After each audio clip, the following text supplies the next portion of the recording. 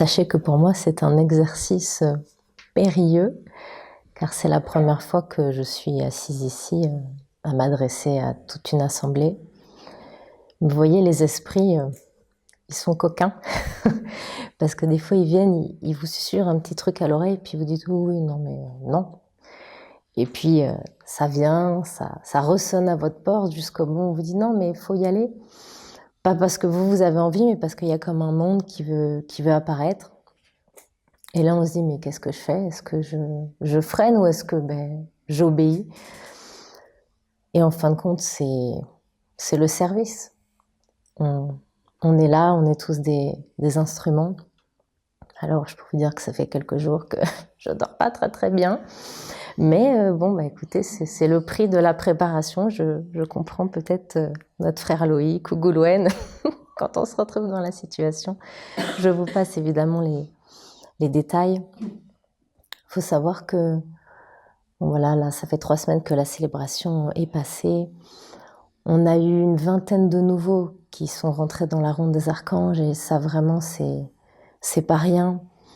Et c'est une grande, grande bénédiction parce que chaque être, chaque âme qui s'approche de l'enseignement, elle est reliée à des mondes, à une lignée, à une tradition, à un environnement. Et en fait, un enseignant devient un thérapeute, un guérisseur. Donc, je voulais vraiment les bénir, que le chemin de la lumière soit ouvert pour eux, qu'ils soient vraiment protégés, parce qu'en fin de compte, c'est celui qui arrive, le nouveau, c'est celui dont on doit prendre le plus soin. Parce que c'est vraiment l'histoire de la graine. Au départ, quand on veut faire, je sais pas, un plant de tomates, la petite graine est très très fragile. Et c'est pour ça que les êtres qui arrivent, c'est vraiment important de les entourer, de pouvoir discuter avec eux, d'échanger, de les accompagner. Parce que, voilà, il y a des étapes pour que la lumière se pose et la sagesse nous dit qu'il faut poser vraiment un pas après l'autre. Hein, c'est comme la construction d'une maison, on pose une brique après l'autre. Dans la stabilité, on pose un niveau, on le stabilise, ensuite on peut gravir la montagne. Et c'est vraiment une sagesse et voilà, donc c'était un message aussi de prendre soin, de la même manière que les anges prennent soin de nous. Et ce qui m'a conduit aujourd'hui à vouloir entrer dans ce partage du psaume 226 de l'archange Michael, c'est que pendant la célébration, le pilier a demandé à l'oracle un message pour les enseignants pour cette année du jubilé. Pas un message de la nouvelle année, mais vraiment pour cette année, donc pour les 4 portes du jubilé. Hein. Et le message qui a été donné, ça a été le psaume 226. Et voyez, ce psaume, je vous raconte une petite anecdote parce que voilà, faut pouvoir être juste soi-même. Il y a quelques mois de ça, ce psaume, je me suis souvenu qu'à l'époque, quand on était dans les temples avec Olivier, Olivier invoquait, puis il recevait le psaume en direct. Et je me suis souvenu de ce psaume, mais vraiment comme un écho, comme un parfum. Puis je me suis dit, j'aimerais vraiment bien le retrouver. Et je ne savais pas du tout quel numéro c'était. Et puis je vais dans ma bibliothèque, je prends un évangile. À l'époque, il y avait des petits évangiles pour chaque archange. Et puis j'ouvre, je tombe dessus. Je me dis, mais vous voyez, c'est l'émerveillement. On est là, on se dit, mais incroyable. Donc je le lis, je suis comme emplie de quelque chose, et puis je le laisse de côté. Et quelques temps plus tard, il y a pas plus tard que quelques mois, donc dans un projet de vidéo sur la Bible essénienne, je fais tout un travail sur ce psaume, en fait, comme de rentrer dedans, de faire parler, enfin d'essayer de comprendre le message qui peut nous être transmis. Et puis je suis, vous voyez, quand on étudie quelque chose, il y a toujours un écho. C'est comme les hiérogrammates, quand ils saisissent un texte, il y a forcément un aller-retour, il se passe quelque chose à l'intérieur. Et puis j'étais vraiment emplie de ce travail. Et là, quand on arrive dans le temple, que j'entends le pilier psalmodier ce psaume, mais j'étais emplie en fait. C'était vraiment la plénitude. Et pour moi, c'était un message d'amour en fait. J'ai vraiment senti l'amour et le prendre soin.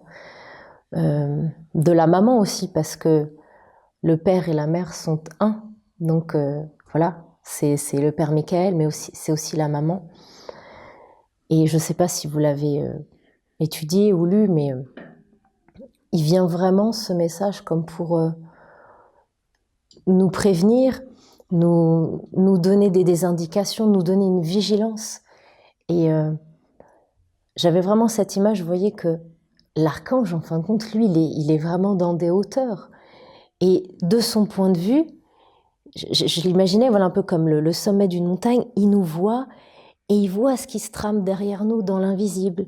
Et il nous offre ce message, enfin l'oracle nous offre ce message, justement pour nous prévenir, pour prendre soin de nous, pour qu'on s'éveille, pour éviter que des choses qu'on ne veut pas inviter dans notre vie ne puissent y venir et qu'on éveille notre vigilance. Et je trouvais ça tellement beau parce que donc c'est le psaume qui nous dit, je sais plus le titre.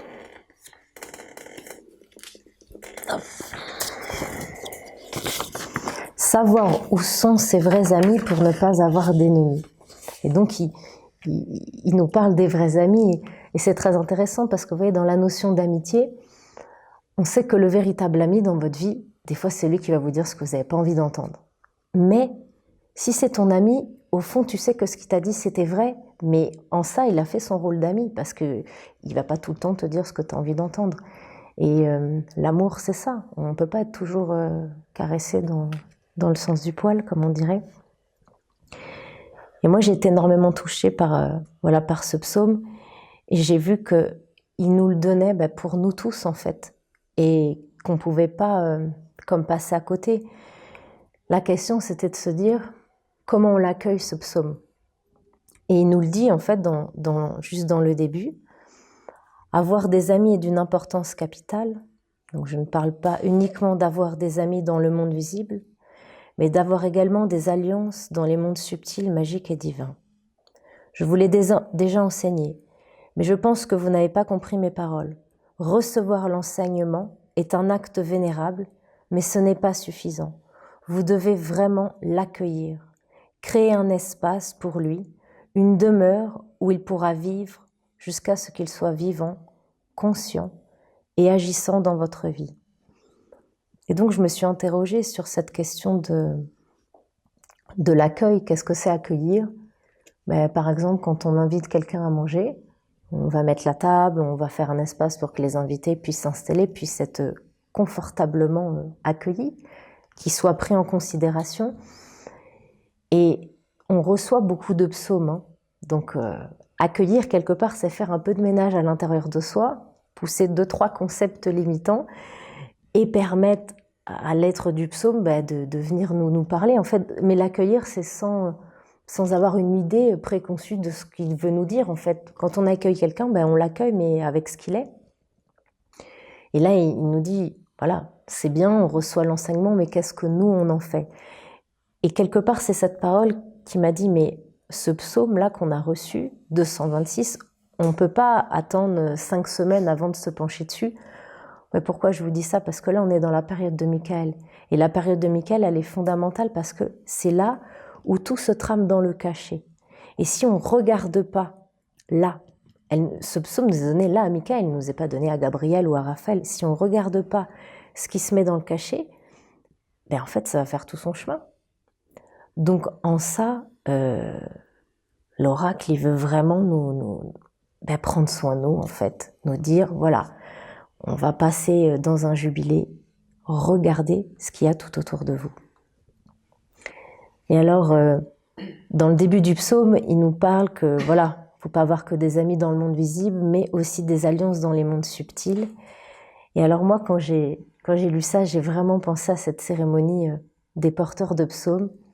Et là, je me suis dit, il y en a qui quand même ont eu le nez de faire les bonnes alliances, parce que quelque part, devenir un porteur de psaumes, c'est te faire un ami. C'est juste grand. Si tu sais l'accueillir, ça deviendra ton ami, ton protecteur. Donc, je trouvais ça très beau que ce psaume arrive en lien avec la célébration et qu'il y a eu des êtres qui se sont engagés à porter des psaumes. Alors, je vais prendre mes notes, si vous permettez.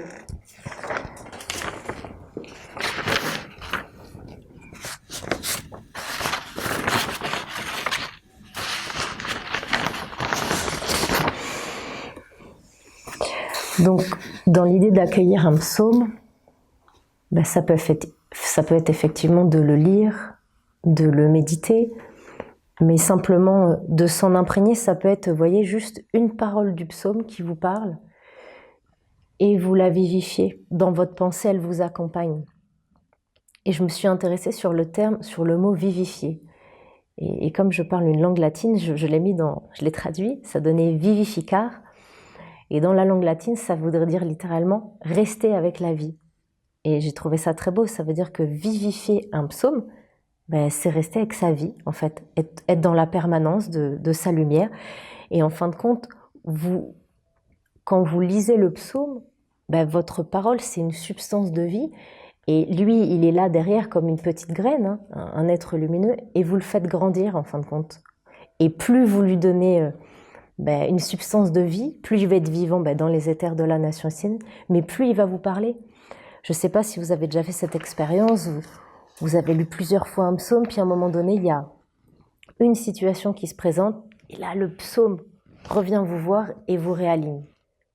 C'est quand même magique, c'est une perfection. Et en fait, il nous dit que quelque part, le chemin est simple. On doit se faire des amis dans les mondes subtils. Il faut comme savoir investir dans la bonne banque. Voilà. Où on met notre énergie. Est-ce qu'on met là où il y a, comme disait Jésus, la rouille, le verre, les vers et tout ça, tout ce qui est de l'éphémère, ou au contraire, on essaye de mettre son énergie dans quelque chose qui est peut-être moins visible au départ, mais qui réellement va nous protéger. Ça, c'est à nous de voir ce qui nous semble juste. Mais souvent, on se concentre sur le fait de réussir sa vie dans le monde physique. Voilà, on veut tout poser. Et ce qui est une bonne chose, parce que c'est très bien de pouvoir avoir une vie bien posée sur la terre. Et il y a un psaume qui parle de ça, qui parle justement de la notion de réussite et de l'échec. Et ce psaume, j'ai plus le numéro en tête, veuillez m'excuser, je ne retiens pas trop les numéros. Il nous dit qu'en fait, du point de vue du monde divin, si tu as une vie intérieure emplie de la lumière, mais tu as réussi ta vie. Et il faut savoir qu'on n'est pas égaux par rapport à la réussite dans le monde de l'homme, dans le sens où on a parfois un karma, une hérédité, certaines alliances, mais qu'en fin de compte, la véritable réussite, c'est comment tu vas vivre ta vie intérieure, avec qui tu vas vivre en fait autour de toi. Parce que quand tu vas passer le voile de la mort, ta réussite dans le monde de l'homme, elle sera inexistante, ça appartiendra à l'éphémère. Voilà. Donc je vais continuer un petit peu la lecture du psaume. Alors voilà ce qu'il nous dit. « Je ne vous dis pas qu'il y a des mondes sombres, car tout est parfait. Si Dieu a permis la présence et l'action de ces mondes, cela veut dire qu'ils étaient les bienvenus pour la réalisation de son projet. Vous devez comprendre que vous vous trompez sur un grand nombre de questions. Votre vision est faussée, et si vous ne le savez pas, vous ne chercherez pas à vous corriger.